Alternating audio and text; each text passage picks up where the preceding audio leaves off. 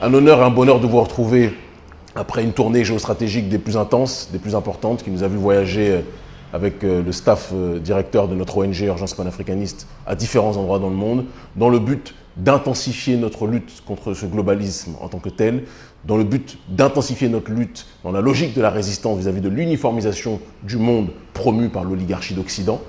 On a été en Europe de l'Est, on a été au Proche-Orient et nous revenons sur le continent africain pour accentuer notre combat politique. Nous ne rentrerons pas dans le détail d'un certain nombre d'accords qui ont été passés, qui ont été conclus, mais la seule chose que je peux vous dire, c'est que les marionnettes de l'Occident, ça va être compliqué pour eux dans les temps à venir et ce n'est pas fait pour nous déplaire, c'est le moins que l'on puisse dire. On va revenir très rapidement après ce long temps d'absence sur l'actualité. Beaucoup de choses se sont déroulées. Vous étiez très nombreux à nous demander d'intervenir sur un certain nombre de sujets, mais vous le comprenez que la diplomatie parfois se fait dans le silence et ne nécessite pas que nous soyons des plus bruyants en ce qui concerne un certain nombre de communiqués politiques. Le temps de la diplomatie est en pause pour l'instant, nous reprenons nos activités, donc on va revenir sur un certain nombre de thématiques qui sont nécessaires d'être abordées. La première thématique, c'est d'intervenir sur notre cher monsieur le président Bazoum, qui est en train quelque part de vouloir bousculer l'ordre mondial de la lâcheté africaine, l'ordre mondial ou l'ordre continental de la soumission des élites africaines vis-à-vis de l'oligarchie d'Occident. M. Bazoum veut détrôner Alassane Dramane Ouattara et pense que plus il est dans une logique de soumission vis-à-vis des intérêts français, plus il est dans une logique de stigmatisation vis-à-vis des autorités maliennes qui sont la bête noire. Noir chez nous, c'est positif, chez l'oligarchie d'Occident, c'est négatif. Donc ça nous va. La bête noire des intérêts français en tant que tel, il pense que plus il les stigmatisera, plus il sera protégé par la France. Il faut savoir que Bazoum est l'un des présidents les plus impopulaires de l'histoire du Niger. Contrairement à M. Issoufou, sur lequel j'avais beaucoup de critiques, mais reconnaissons-le, qui avait beaucoup plus de soutien au sein de la population, même s'il était décrié par bon nombre de gens, Bazoum est profondément détesté par bon nombre de Nigériens, d'accord, et il ne tient sa légitimité qu'à travers son soutien effréné, dérégulé vis-à-vis des intérêts français. Et dans sa logique de japper tel un caniche vis-à-vis des intérêts de son maître, il a demandé à ce que Barkhane puisse venir sur les bases nigériennes après que ceux-ci aient perdu leur base du côté malien. Nous disons à M. Bazoum que la trahison vis-à-vis des intérêts africains, la trahison vis-à-vis de la souveraineté africaine se paye de manière ferme et définitive. Demandez à Ibeka, demandez à Kaboré, demandez à Alpha Condé, demandez à tous ceux qui, de manière aveugle, ont cru qu'ils étaient inamovibles à la tête de l'État. Demandez-leur, lorsque nous sommes venus, avec d'autres forces, nous avons conjugué nos efforts pour secouer le cocotier de telle sorte que ceux qui étaient au sommet de la pyramide tombent et ne deviennent par la suite, lorsque ce sommet tombe, qu'un vulgaire caillou. Nous disons à M. Bazoum, nous vous avons sur notre liste. Le panafricanisme vous a dans le collimateur. Tant que vous contribuerez à soutenir de manière aveugle les intérêts français plutôt que défendre les intérêts nigériens. Vous avez un pays qui est riche, vous avez un pays qui est puissant, vous avez un pays qui a toutes les matières premières, qui a des ressources qui pourraient alimenter, qui pourraient donner une dignité réelle à la population nigérienne si ces ressources étaient utilisées pour notre souveraineté et non pas pour les intérêts étrangers. Mais en agissant de la sorte, vous ne faites que brader votre pays dans la continuité de ceux qui vous ont précédés, mais en accentuant le processus quelque part d'asservissement. Mes critiques n'étaient pas autant empreints d'une dynamique de lâcheté que vous. C'est important de le dire et nous n'accepterons plus jamais que vous manquiez de respect aux autorités maliennes parce que ces dernières prennent leurs responsabilités, d'accord? Et ce n'est pas parce que les autorités maliennes ne parlent pas beaucoup que cela signifie que vous pouvez leur manquer de respect de cette façon. Nous vous le disons simplement, c'est un avertissement, mais ne dépassez pas trop les limites, M. Bazoum, parce que je vous le dis, le vent du panafricanisme risque de frapper à votre porte très prochainement. Prenez très au sérieux ce que nous disons. L'année est longue. Vous finirez par comprendre.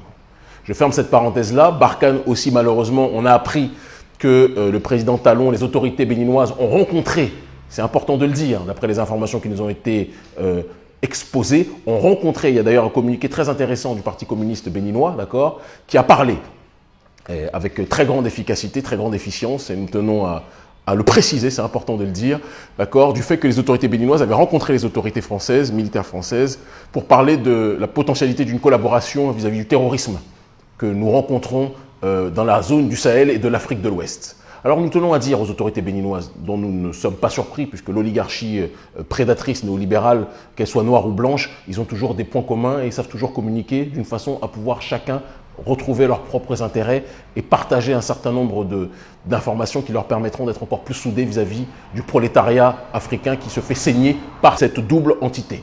C'est les deux facettes d'une même pièce de prédation en réalité. Monsieur Talon, vous dites que vous voulez lutter contre le terrorisme. Mais vous pensez que vous pouvez lutter contre le terrorisme, vous pouvez lutter contre le feu en invitant le pyromane pour lutter contre ce même feu.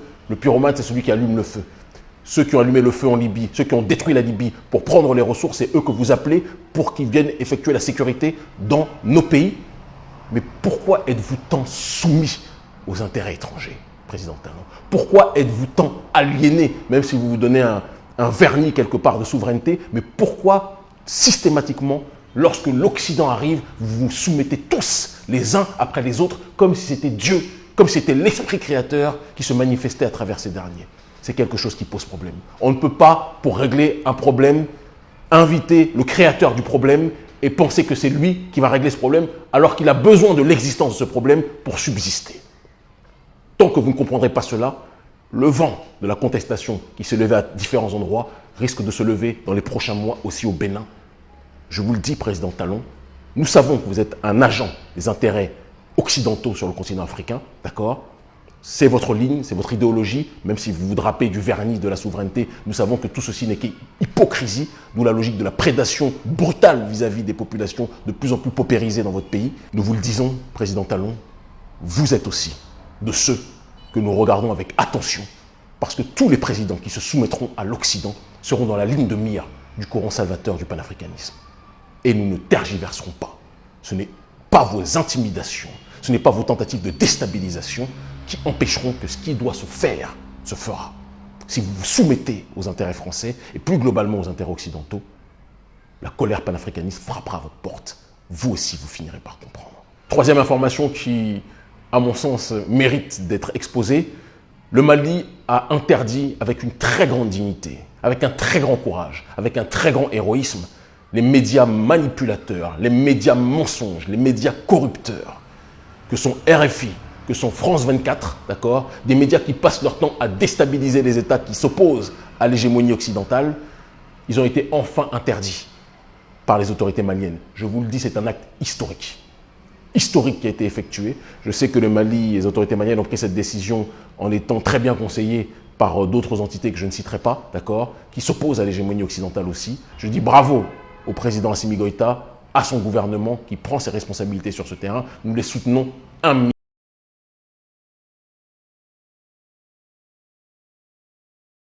clé, de plus en plus de médias africains 100% indépendants, d'accord, et qui seront dans cette logique de la souveraineté. Il y en a quelques-uns qui sont présents. Je travaille dans l'un d'entre eux, Vox Africa notamment, mais il faut que l'offre des médias africains qui sont sur cette ligne souverainiste soit de plus en plus grande. Et plus on aura une offre telle que celle-ci, plus on pourra contrecarrer les informations mensongères et hypocrites de France 24 et de RFI. Et je dis à nos frères et sœurs qui travaillent dans ces médias, ne durez pas trop longtemps, parce que tôt ou tard, il faudra choisir votre camp. Vous ne pouvez pas être pour la souveraineté de votre population et travailler durablement dans un média qui passe son temps à saper la souveraineté de vos nations. Très important de le dire, et la souveraineté plus globalement de vos populations. C'est important là aussi de le préciser. Donc bravo aux autorités maliennes. J'ai fêté ça, on était en pleine tournée quand les choses ont été effectuées, d'accord. J'ai fêté ça à un degré inimaginable.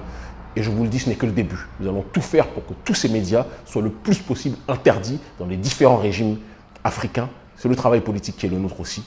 Une nouvelle Afrique est en train d'apparaître à l'horizon et nous avons la responsabilité, d'accord, de faire en sorte que ce soit une logique durable, d'accord, que cette transformation sociétale soit durable, réelle, pas de surface, mais surtout de fond. C'est le travail métapolitique qui est le nôtre. Je profite aussi de cette fenêtre sur le Mali pour dire à la CEDEAO, qui est l'organe de la justice globaliste, là aussi néolibérale plus que jamais, d'accord, qui, à côté de cette justice néolibérale globaliste, est aussi quelque part le syndicat des chefs d'État soumis aux intérêts occidentaux. C'est ce qu'ils manifestent de manière très concrète ces dernières années, malheureusement, alors que ce n'était pas la logique initiale. Lorsque ces derniers imposent un agenda aux autorités maliennes, nous rappelons que les seuls qui sont habilités à dire ce qu'ils veulent en termes de gestion de leur cité, gestion de leur État, c'est le peuple malien. Ce n'est pas la CEDEAO d'imposer un agenda, de dire ce qui est bon ou mauvais vis-à-vis de la population malienne, d'accord, Arrêtez d'imposer votre agenda mafieux, qui est quelque part l'agenda jumelé avec les intérêts français. Nous ne sommes pas bêtes. Penser qu'il faut que ce soit systématiquement un civil qui soit à la tête de l'État pour que l'État africain soit bien géré est un leurre. Thomas Sankara était militaire, Kadhafi était militaire, Jerry Rawlings était militaire. Nombreux sont ceux qui furent militaires, ça ne les a pas empêchés de gérer avec une très grande dignité, d'accord, loin de votre démocratie à l'occidentale, les intérêts de nos pays. Ce que nous voulons, c'est pouvoir bénéficier de nos propres ressources. Ce que nous voulons, c'est la souveraineté. Ce que nous voulons, c'est l'autodétermination. Que ce soit quelqu'un en costume ou quelqu'un en treillis, nous voulons l'autodétermination de nos populations. Et ce n'est pas vous qui allez nous dire ce qui est bon pour nos populations. C'est à la population africaine de décider par elle-même ce qui est bon pour sa propre destinée. Et la rue a montré qu'elle soutenait le régime malien. Non pas qu'elle idéalisait Assimi Goïta en disant que c'était l'homme providentiel ou autre, mais elle était proche de ce dernier parce qu'elle a compris la logique dans laquelle il a effectué avec ces éléments cette opération de restauration de l'État, non pas de coup d'État, et nous soutenons ce dernier dans cette logique-là.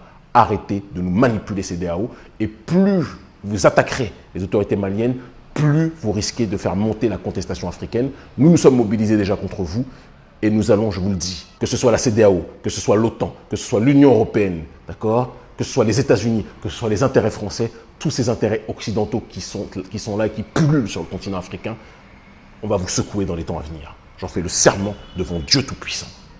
On ne vous laissera pas tranquille puisque vous passez votre temps à penser que le continent africain est votre bijouterie. Non, c'est notre terre à nous, notre terre-mère, et nous n'accepterons pas que des bandits sans repère viennent tenter de la déstabiliser systématiquement. L'Afrique libre ou la mort, nous vaincrons, ils finiront par comprendre. Adhérez à l'ONG Urgence Panafricaniste, partout où vous êtes. Le combat va s'accentuer dans les temps à venir, je peux vous le garantir. L'Afrique libre ou la mort, nous vaincrons, ils finiront